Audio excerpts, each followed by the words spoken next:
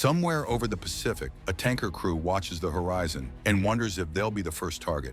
But the clock has been ticking since the Cold War ended, and that ticking is getting louder with each passing year. Here's the question that actually matters. When adversaries build walls of sensors, missiles, and integrated air defenses stretching across entire regions, what aircraft can penetrate that barrier? Not a theory sketched on a whiteboard, not a concept in a PowerPoint presentation, but something that can take off from home soil, thread through the densest air defenses on Earth, and put any target at risk without requiring vulnerable tankers to expose themselves.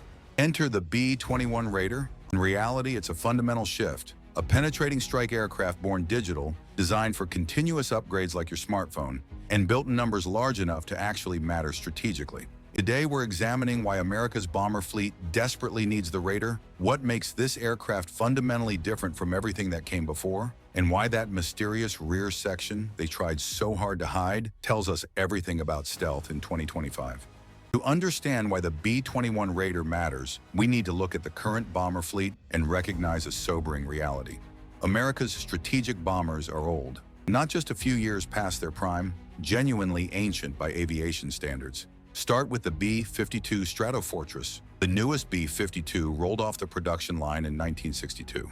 That aircraft is now 63 years old. Think about that. The newest example of America's most numerous bomber is old enough to collect Social Security. This is the reality of a bomber force operating aircraft designed for different threats, different technology levels, and different strategic circumstances than what exists today. In a potential Pacific conflict where near-peer adversaries have built sophisticated, layered air defense networks stretching across vast regions, the current bomber force presents genuine capability gaps. Something fundamentally different is required.